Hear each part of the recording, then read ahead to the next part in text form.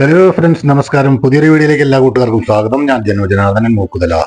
നമ്മൾ ഉള്ളി കൊണ്ട് തീയൽ ഉണ്ടാക്കാറുണ്ട്, അതുപോലെ കൈപ്പയ്ക്ക കൊണ്ട് തീയൽ ഉണ്ടാക്കാറുണ്ട്. കൈപ്പയ്ക്ക എന്ന് വെച്ചാൽ പാവയ്ക്ക. പക്ഷേ ഉള്ളിയും കൈപ്പയ്ക്കയും ചേർത്തിട്ട് നമുക്കൊരു തീയൽ ഉണ്ടാക്കിയാൽ എങ്ങനെ ഇരിക്കും? അപ്പോൾ അത്തരത്തിലുള്ളൊരു വീഡിയോ ആണ് ഇന്ന് ഞാൻ കൊണ്ടുവന്നിരിക്കുന്നത്. നിങ്ങൾ തീർച്ചയായിട്ടും വീഡിയോ സ്കിപ്പ് ചെയ്യാതെ കാണാൻ ശ്രമിക്കുക. അടിപൊളി തീയൽ ആണ് ഇവിടെ ഞാൻ നിങ്ങൾക്ക് വേണ്ടിയിട്ട് കൊണ്ടുവന്നിട്ടുള്ളത്. അപ്പോൾ വീഡിയോ ഇഷ്ടപ്പെട്ട ലൈക്ക്, കമൻറ്റ്, ഷെയർ മറക്കരുത്. ആദ്യമായിട്ട് കാണുന്നവർ ചാനൽ സബ്സ്ക്രൈബ് ചെയ്തിട്ട് ബെൽ ബട്ടൺ കൂടി അമർത്തി പോവാൻ ശ്രമിക്കുക. അപ്പോൾ നമുക്ക് ഈ തീയലിൻ്റെ വീഡിയോ കണ്ടിട്ട് മടങ്ങി വരാം.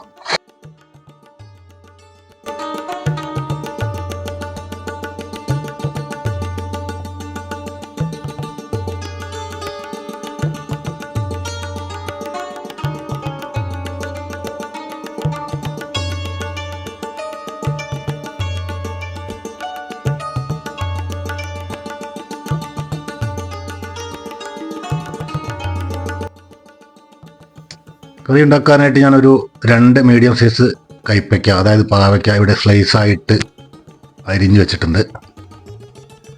ഇതുകൂടാതെ ഒരു 25-30ഓളം കൊച്ചുള്ളി, ചെറിയ ഉള്ളിയാണ് കേട്ടോ, അത് ഞാൻ ഇവിടെ റെഡിയാക്കി വെച്ചിട്ടുണ്ട്. പിന്നെ ഒരു അരമുറി നാളികേരം ചിരകി വെച്ചിട്ടുണ്ട്. ഇത്രയും ആയാൽ നമുക്ക് കറി ഉണ്ടാക്കി തുടങ്ങാം. പാൻ അടുപ്പത്ത് വയ്ക്കുക. ചിരകി വെച്ച തേങ്ങ മുഴുവനായിട്ട് ഇതിലേക്ക് ഇട്ട് കൊടുത്തിട്ട് ഗോൾഡൻ ബ്രൗൺ ആകുന്നതുവരെ വഴറ്റിയെടുക്കാം. നമുക്ക് ഇതിലേക്ക് ഒരു 2-4 ചെറിയ ഉള്ളി ചേർക്കുന്നത് നന്നായിരിക്കും. അപ്പം അതുകൊണ്ട് ഞാൻ ഒരു 4 ചെറിയ കൊച്ചുള്ളി ഇതിൽ ചേർക്കുന്നുണ്ട്. ഇനി നമുക്ക് നല്ല രീതിയിൽ ഇത് വഴറ്റിയെടുക്കേണ്ടതുണ്ട്. ഒരു 8-10 മിനിറ്റ് വഴറ്റിയാൽ മാത്രമായിരിക്കും ഇത് ഈ കളറായിട്ട് വരിക. ഇപ്പം നല്ല രീതിയിൽ കളറായിട്ട് വന്നിട്ടുണ്ട്. ഇനി നമുക്ക് ഇതിലേക്ക് മസാലപ്പൊടികൾ ചേർത്ത് കൊടുക്കാം. അപ്പോൾ ആദ്യമായിട്ട് ഞാൻ ചേർക്കുന്നത് 1 ടേബിൾ സ്പൂൺ നിറയെ മല്ലിപ്പൊടിയാണ് കേട്ടോ.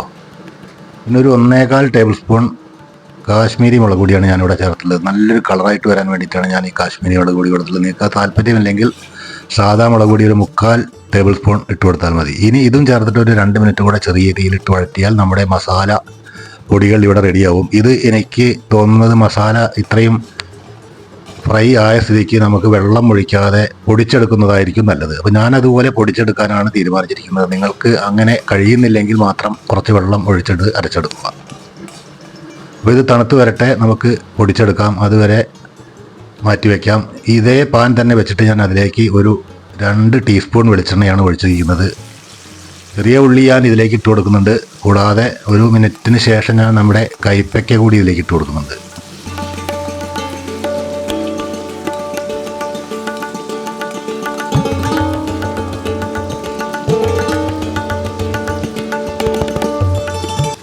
കൈപ്പയ്ക്ക കൂടി ഇട്ടതിന് ശേഷം നമുക്കൊരു 6-7 മിനിറ്റ് നേരം വഴറ്റിയെടുക്കാം.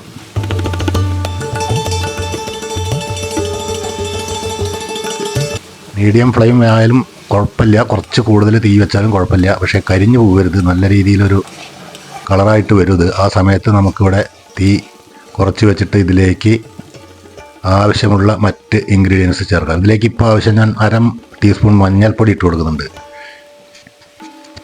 കുറച്ച് കറിവേപ്പില കൂടി ചേർത്തതിന് ശേഷം മഞ്ഞൾപ്പൊടിയുടെ പച്ചമണം മാറി കിട്ടാൻ ഒരു മിനിറ്റ് നേരം ഒന്നുകൂടെ വഴറ്റിയെടുക്കാം. ഇനി ഇതിലേക്ക് ഞാൻ ഒഴിക്കാൻ പോകുന്നത് പുളിവെള്ളമാണ്. ഒരുപാട് പുളി ആവശ്യമില്ല. ഒരു നെല്ലിക്ക വലുപ്പത്തിലുള്ള പുളി മുഴുവനായിട്ട് ഞാൻ പിഴിഞ്ഞ് ഇതിലേക്ക് ഒഴിച്ചിട്ടുണ്ട്. ഇനി സ്വല്പം വെള്ളം കൂടി, ചൂടുവെള്ളമാണ് ഞാൻ ഒഴിച്ചു കൊടുക്കുന്നത്. ചൂടുവെള്ളം കൂടി ഒഴിച്ചു കൊടുക്കുക. ഇത് വേവാൻ ആവശ്യമുള്ള വെള്ളം മാത്രം ഒഴിച്ചു കൊടുക്കുക. കാരണം നമുക്ക് ഒരുപാട് വെള്ളം ഒഴിച്ചാൽ കറി ലൂസാവും. ഇത് കട്ടിയായിട്ടുള്ള തിക്കായിട്ടുള്ള ഒരു ഗ്രേവി ആയിരിക്കും ഈ തീയലിന് ഉണ്ടായിരിക്കുക. അപ്പോൾ ഞാൻ കുറച്ച് വെള്ളം ഒഴിച്ചു കൊടുത്തിട്ട് ആവശ്യത്തിനുള്ള ഉപ്പും ചേർത്തിട്ട് അടച്ചു വെച്ച് വേവിക്കുകയാണ്. ഒന്ന് ഇളക്കി യോജിപ്പിച്ചതിന് ശേഷം നമുക്ക് അടച്ചു വയ്ക്കാം.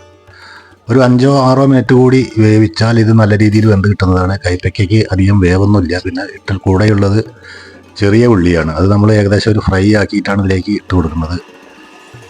അപ്പോൾ ഒരു 6-7 മിനിറ്റിന് ശേഷം ഞാൻ തുറന്നു നോക്കി. കൈപ്പയ്ക്ക നല്ല രീതിയിൽ വെന്തതായിട്ട് കാണാം നമുക്കിവിടെ. അത് മാത്രമല്ല വെള്ളം മുഴുവനായിട്ട് വറ്റിപ്പോയിട്ടുണ്ട്. അതുകൊണ്ട് തന്നെ ഇതെല്ലാം നല്ല രീതിയിൽ വെന്തിട്ടുണ്ട്.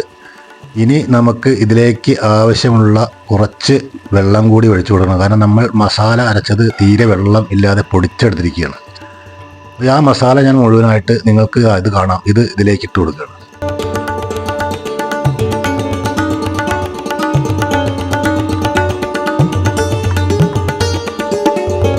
മസാല മുഴുവനായിട്ട് ഞാൻ ഇതിലേക്ക് ഇട്ട് കൊടുത്തതായിട്ട് നിങ്ങൾക്കിവിടെ കാണാം. ഇനി നല്ല രീതിയിൽ ഒന്ന് ഇളക്കി യോജിപ്പിച്ചതിന് ശേഷം ഗ്രേവിക്ക് എത്രത്തോളം കട്ടിയുണ്ട് എന്നൊന്ന് പരിശോധിക്കുക. ഇപ്പോൾ ഇത് കട്ടി കൂടുതലാണ്. അപ്പോൾ കുറച്ചുകൂടെ ചുടുവെള്ളം നമുക്ക് ഇതിൻ്റെ കൂടെ ഒഴിച്ചു കൊടുത്തതിന് ശേഷം അടച്ചു വെച്ചിട്ട് ഒരു 5 മിനിറ്റ് നേരം നമുക്ക് വേവിച്ചെടുക്കാം.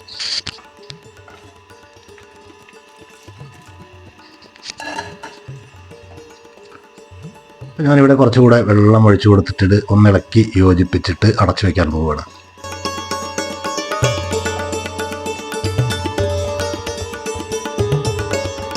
ഉപ്പ് കറക്റ്റാണോ എന്നുകൂടി നോക്കാം. എല്ലാം കറക്റ്റായി വന്നിരിക്കുന്നു. ഉപ്പ് പുളി എല്ലാം കറക്റ്റാണ്. കാരണം അധികം വെള്ളം ഒഴിക്കാത്തത് കൊണ്ട് കറക്റ്റായിട്ട് എല്ലാം ജോയിൻ്റ് ആയിട്ടുണ്ട്. ഇപ്പോൾ നമ്മൾ ഒരു 5 മിനിറ്റിന് ശേഷം ഇവിടെ തുറന്ന് നോക്കുകയാണ്. നമ്മുടെ അതീവ രുചികരമായ ഉള്ളി കൈപ്പയ്ക്ക തീയൽ ഇവിടെ റെഡി ആയിട്ടുണ്ട്.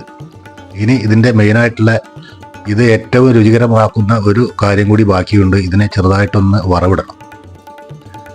വേണ്ടോ, നിങ്ങൾക്ക് ഈ ഗ്രേവിയുടെ ഇതേ രീതിയിലാണ് നമുക്ക് തീയലിന് വേണ്ടത്. ഇത് ഇന്ന് ഇരുന്നതിന് ശേഷം ഒന്നുകൂടി വറ്റും.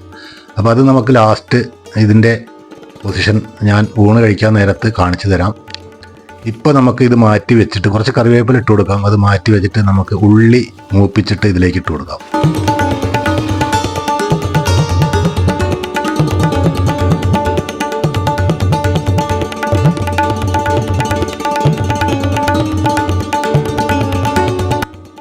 നമ്മൾ കാശ്മീരി മുളക് പൊടി എടുത്തത് കൊണ്ട് നല്ല കളറായിട്ട് വന്നിട്ടുണ്ട്. കാശ്മീരി മുളക് പൊടി ആവശ്യമില്ലാത്തവർക്ക് മറ്റേ മുളക് പൊടി എടുത്താൽ മതി. പിന്നെ പച്ചമുളക് ആവശ്യമുള്ളവർക്ക് അതും ഇട്ട് കൊടുക്കാം. പാനിലേക്ക് ഞാൻ ഒരു 2 ടേബിൾ സ്പൂൺ വെളിച്ചെണ്ണ ഒഴിച്ചിട്ട് കടുകിട്ട് പൊട്ടിച്ചു. അതിനുശേഷം ഞാൻ ഇടാൻ പോകുന്നത് 2 വറ്റൽമുളക് 4ആക്കി നുറുക്കിയിട്ടുണ്ട്. അതിട്ട് കൊടുക്കുന്നു.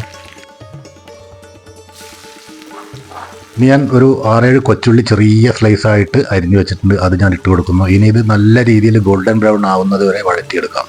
നമ്മുടെ ഉള്ളി മൂത്ത് വരുന്നതിനിടയിൽ ഞാൻ ഷൂട്ട് ചെയ്യുന്നത് എങ്ങനെയാണെന്നൊന്ന് കാണിച്ചു തരാം. കുക്കിംഗ് വീഡിയോ ഞാൻ ഷൂട്ട് ചെയ്യുന്ന രീതിയാണ് ഈ കാണിക്കുന്നത്. ഒരു വലിയ സ്റ്റാൻഡിൽ ഞാൻ എൻ്റെ കനോൺ ക്യാമറ ഫിറ്റ് ചെയ്തിരിക്കുകയാണ് കേട്ടോ. ഇങ്ങനെയാണ് ഞാൻ എൻ്റെ കുക്കിംഗ് വീഡിയോ എടുക്കുന്നത്. ഇപ്പോൾ നിങ്ങൾക്ക് ഏകദേശം ഒരു രൂപം കിട്ടിക്കാണും എന്ന് വിചാരിക്കുന്നു ഞാൻ എങ്ങനെയാണ് കുക്കിംഗ് വീഡിയോ എടുക്കുന്നത്. അപ്പോൾ നമ്മുടെ ഉള്ളി ഇവിടെ നല്ല രീതിയിൽ ഇവിടെ വഴന്നു വന്നിട്ടുണ്ട്. അതിലേക്ക് കുറച്ചുകൂടി കറിവേപ്പില ചേർത്തിട്ട് ഒന്ന് ഇളക്കി യോജിപ്പിച്ചിട്ട് ഈ കറിയിലേക്ക് അങ്ങോട്ട് ഒഴിച്ചാൽ അതീവ രുചികരമായ ഉള്ളി കൈപ്പയ്ക്ക തീയൽ ഇവിടെ റെഡി. ഞാൻ എണ്ണ ഇതിലേക്ക് ഒഴിച്ചു കൊടുക്കുന്നില്ല. വറുത്ത ഉള്ളി മാത്രമാണ് ഞാൻ അതിലേക്ക് ഇട്ട് കൊടുക്കുന്നത് കേട്ടോ. കാരണം എണ്ണ ഒരുപാടായാൽ പലർക്കും ഇഷ്ടപ്പെടില്ല. അപ്പോൾ ഞാനും എണ്ണയെ അത്ര സ്നേഹിക്കുന്ന ആളല്ല. അതുകൊണ്ട് എണ്ണ ഞാനവിടെ മാറ്റി വെച്ചു. ഇനി ഇതൊന്ന് ഇളക്കി യോജിപ്പിച്ചിട്ട് ഒരു അരമണിക്കൂറിന് ശേഷം നിങ്ങൾ ഊണ് കഴിക്കാൻ എടുത്താൽ നല്ല തിക്ക് ഗ്രേവി ആയിട്ട് ഇവിടെ ഇരിക്കുന്നതാണ്. അത് നിങ്ങൾക്ക് ഞാൻ ഇവിടെ ചോറ് വിളമ്പുമ്പോൾ കാണാവുന്നതാണ്. അപ്പോൾ ഇതാണ് ഇന്നത്തെ വീഡിയോ. അടുത്ത ഒരു വീഡിയോ ആയി വരുന്നവരേക്കും നന്ദി, നമസ്കാരം. ഞാൻ ജനാർദ്ദനൻ മൂക്കുതല. ആദ്യമായിട്ട് കാണുന്നവർ ചാനൽ സബ്സ്ക്രൈബ് ബട്ടൺ അമർത്തി പോകാൻ മറക്കണ്ട.